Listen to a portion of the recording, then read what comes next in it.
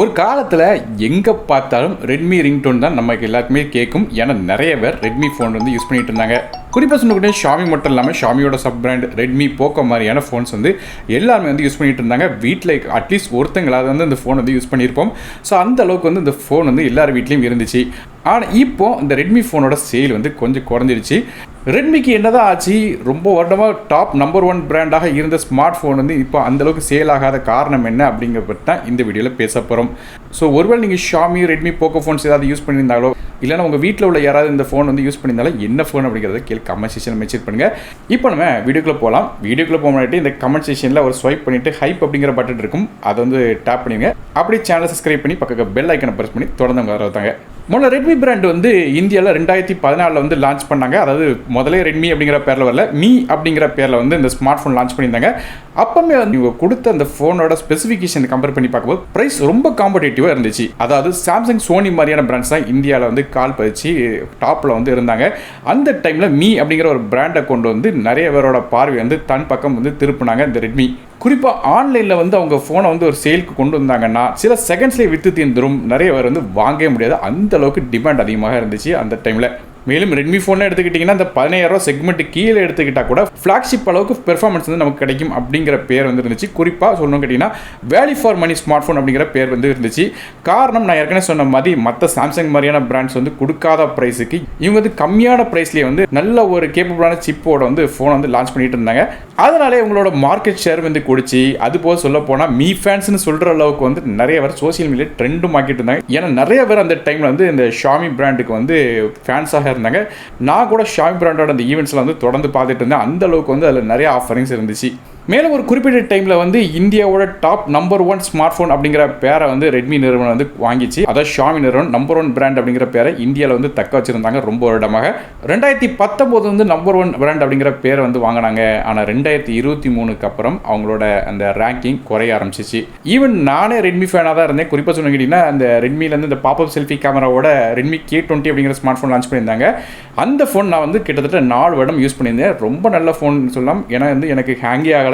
அதில் ஒரே ஒரு பிரச்சனை என்ன கேட்டிங்கன்னா இந்த செல்ஃபி கேமரா மட்டும் அப்பப்போ ஸ்டக் ஆயிரும். காரணம் வந்து பாப்அப் செல்ஃபி கேமராங்கும் போது தூசி அடைஞ்சு பிரச்சனை பண்ணிட்டு இருந்துச்சு. மற்றபடியாக குறை சொல்கிற அளவுக்கு அந்த ஃபோனில் எந்த ஒரு விஷயம் இல்லை, அந்த அளவுக்கு குவாலிட்டியாக பண்ணியிருந்தாங்க. இந்த யூனிக் செல்லிங் பாயிண்ட் ஷாமிக்கு என்ன அப்படின்னு கேட்டிங்கன்னா வந்து வேல்யூ ஃபார் மணி. அதாவது கொடுக்குற ப்ரைஸுக்கு அதிகப்படியான ஸ்பெசிஃபிகேஷன் வச்சு தருவாங்க மற்ற பிராண்டை கம்பேர் பண்ணி பார்க்கும்போது.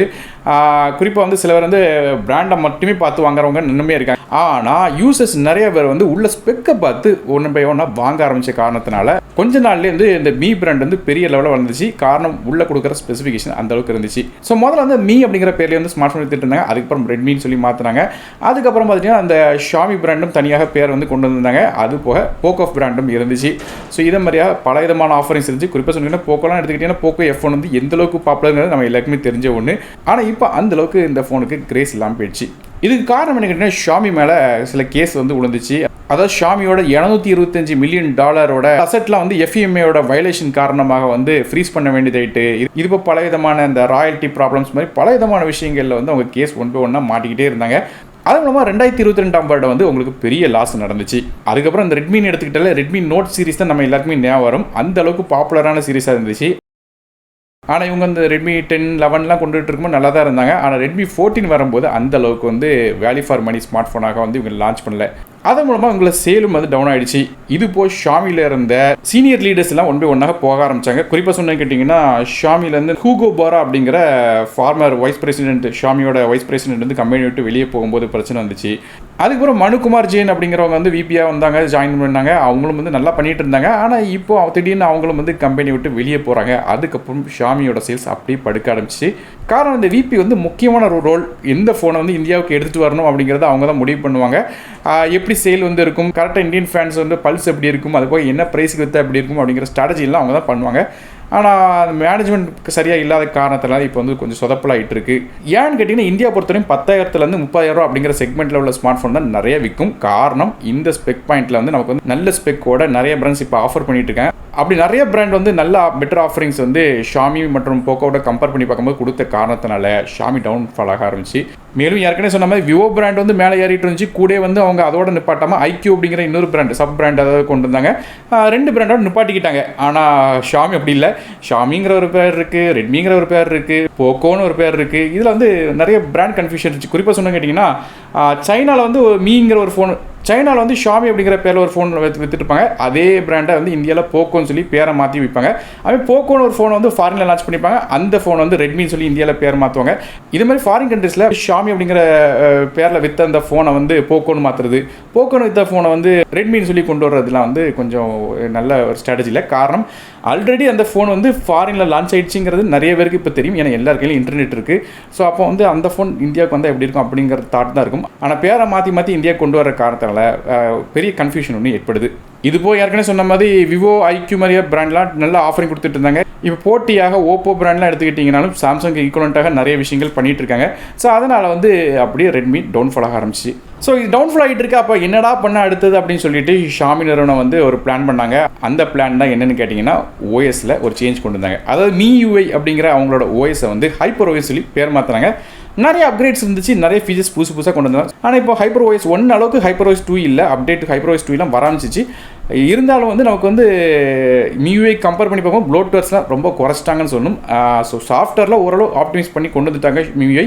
ஏன்னா ஹைப்பர் ஓஎஸ் வந்து சாஃப்ட்வேர் பொறுத்தவரையும் நல்ல ஒரு ஃபீச்சர் உள்ள அந்த ஓஎஸாக இருக்குது. ஓஎஸில் குறை சொல்ல முடியாது, சூப்பராக இருக்குது. ஆனால் இதுலேயுமே ஒரு பிரச்சனை இருக்குது. இந்த ஓடி அப்டேட்ஸை பொறுத்தவரையும் இப்போ வந்து பார்த்துட்டிங்கன்னா சாம்சங் நல்ல போட்டியாக பண்ணுறாங்க. அதாவது அவங்களுக்கு தெரியும் அவங்க வந்து ஸ்பெக் ஆஃபர் பண்ணுறது கம்மி தான், சார்ஜர் பாக்ஸ்லாம் கொடுக்க மாட்டேங்காங்க.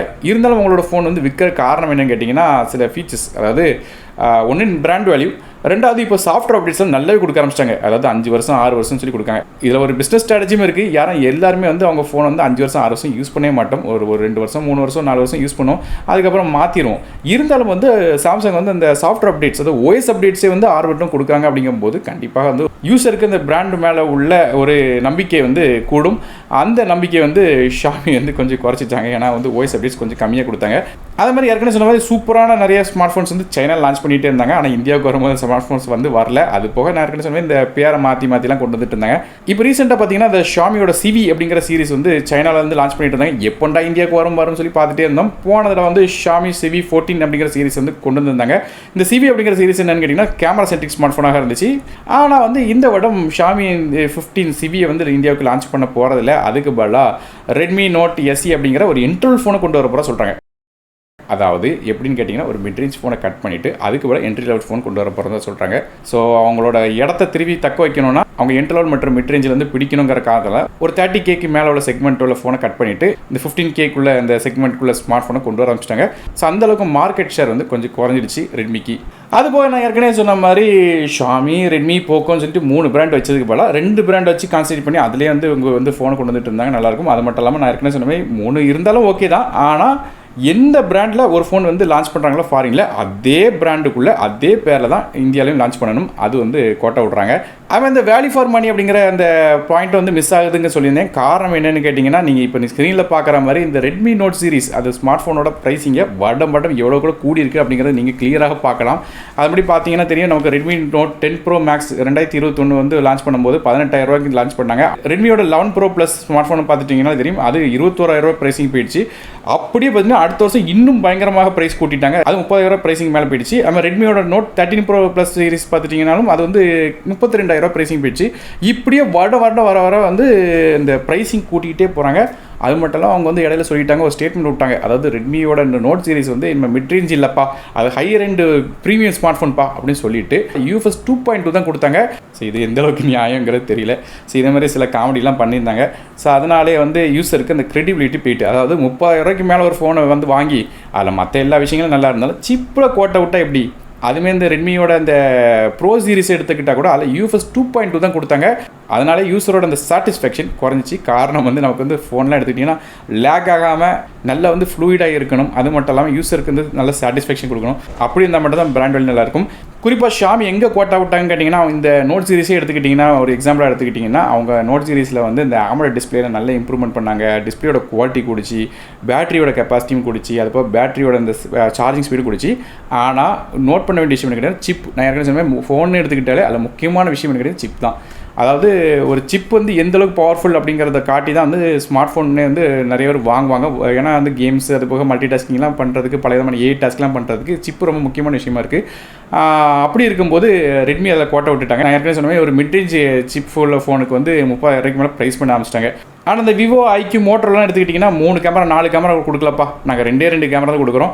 மொதல் கேமரா நல்ல கேமரா இருக்கும், 2வது மொக்க கேமரா இருக்கும், மற்றபடி சிப்பு நல்லாயிருக்கும், உள்ள டிஸ்பிளேயும் நல்லாயிருக்கும் அப்படிங்கிற மாதிரியாக அவங்க கான்சன்ட்ரேட் பண்ண ஆரம்பிச்சிட்டாங்க. அதாவது பெரிய லெவலில் வந்து இந்த டிஸ்பிளேக்கு பேட்டரிக்கு அது மாதிரி டெக்குக்கெல்லாம் வந்து இப்போ காசு போடுறதுக்கு பதிலாக உள்ள சிப்பை கூட்டிகிட்டு தேவையான விஷயத்துக்கு மட்டும் கூட்ட ஆரம்பித்தாங்க. அது மூலமாக வந்து அவங்களோட மார்க்கெட் ஷேர் இம்ப்ரூவ் ஆகிடுச்சு. இப்போ ஸ்க்ரீனில் பார்க்குற மாதிரி மார்க்கெட் வேல்யூ எந்த அளவுக்கு குறைஞ்சிருக்கு அப்படிங்கிறத நீங்களே ஸ்க்ரீனில் பார்க்கலாம். அதாவது 2025 செகண்ட் குவார்ட்டர் பார்த்துட்டிங்கன்னா தெரியும். நமக்கு அதை படி பார்க்கும்போது ஷாமி பிராண்ட் 4வது இடத்துக்கு போயிடுச்சு. அதாவது மார்க்கெட் ஷேர் பார்த்திங்கன்னா 13% போயிடுச்சு. கிட்டத்தட்ட ஓப்போக்கு ஈக்குவலண்ட்டாக இருக்குது. இருந்தாலும் இவங்களுக்கு கீழே ரியல்மி மாதிரியான மற்ற பிராண்ட்ஸ்லாம் இருக்குது. ஆனால் ஒரு காலத்தில் டாப்பில் இருந்த ரெட்மி அப்படிங்கிற பிராண்டு இப்போ 4வது இடத்துக்கு போகிறதுங்கிறது கொஞ்சம் வருத்தமளிக்கக்கூடிய விஷயம் தான். ஸோ இப்போ நீங்கள் கிராஃபில் பார்க்கலாம் எந்த பிராண்ட் வந்து எவ்வளோக்குள்ள இறங்கியிருக்குன்னு. அதில் சாம்சங் இறங்கியிருக்கு 27% அதிகம் தான். மற்றபடி விவோ நல்ல ஒரு வளர்ச்சி அடைஞ்சிருக்கு. ரியல்மி வந்து கீழே இருந்தாலும் அவங்க வந்து 27% இம்ப்ரூவ் ஆயிருக்காங்க. அதுமாதிரி ஓப்போ பார்த்தீங்கன்னா 7% இம்ப்ரூவ் ஆயிருக்கு. ஆனால் ஷாமி பார்த்தீங்கன்னா ஒரேடியே 37% அகல பாதாளத்துக்கு போயிட்டு இருக்காங்க, டிக்ளைன் பண்ணிட்டு இருக்காங்க. ஸோ ஓவரலாக இந்த அளவுக்கு டிக்ளைன் ஆக காரணம் என்ன அப்படின்னு கேட்டிங்கன்னா, நான் ஏற்கனவே சொன்னவே இந்த 10,000லேருந்து 30,000 அந்த ப்ரைஸ் செக்மெண்ட்டுக்குள்ளே உள்ள ஸ்மார்ட் ஃபோனை கரெக்டாக பெஸ்ட் வேல்யூ ஃபார் மணி ஃபோனாக கொடுத்தாலே கண்டிப்பாக வாங்குவாங்க. ஆனால் அதை விட்டுட்டு ஒரு வருடம் வந்து அக்ரெசிவாக ப்ரைஸை கூட்டுறது அது வந்து கண்டிப்பாக கஷ்டம் தான். ஏன்னா நான் ஏற்கனவே சொன்னேன் இதுக்கு முன்னாடி ஷாமி பல கோடி ரூபாய் இழந்துட்டாங்க. அதை காம்பன்சேட் பண்ணுறதுக்காக இப்படி வந்து இவங்க ப்ரைஸை கூட்டி வித்துட்ருக்காங்களா என்னவோ தெரியல. ரெண்டாவது இந்த ஆஃப்லைன் மார்க்கெட்லேயும் பெரிய லெவலில் இப்போ ஷாமியோட ப்ரெசன்ஸ் இருந்த மாதிரி தெரியல. மூணாவது இந்த வேரியன்ஸ், அதாவது என்ன மாடலுக்கு இந்தியா கொண்டு வரணும் அப்படிங்கிறத கான்சன்ட்ரேட் பண்ணி கரெக்டாக வந்து பிளான் பண்ணுறதுக்கான சரியான தலைமை இல்லை அப்படிங்கிறது மாதிரி தான் தெரியுது.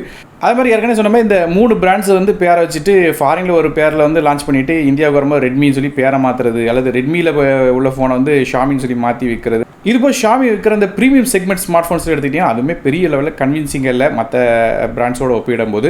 ஸோ இது போல் பல விதமான லீகல் கன்சர்ன்ஸ் ஏற்கனவே சொன்ன இந்த கோர்ட் கேஸ்லாம் வந்து ஷாமி மேலே விழுந்த காரணத்தில் அவங்களோட கிரெடிபிலிட்டி கொஞ்சம் குறைஞ்சி சொல்லலாம். குறிப்பாக அடுத்தபடியாக காம்படிஷன், நான் ஏற்கனவே சொன்ன விவோ ஐக்யூ மாதிரியான பிராண்ட்லாம் எடுத்துக்கிட்டீங்கன்னா இப்போ நம்பர் 1ல் இருக்குது. எங்கே பார்த்தாலும் விவோட ரிங்டோன் தான் கேட்டுட்ருக்கு. ஒரு காலத்தில் ஷாமி ரிங்டோன் கிடைச்சி இப்போ விவோ ரிங்டோன் கேட்குது நிறைய இடத்துல.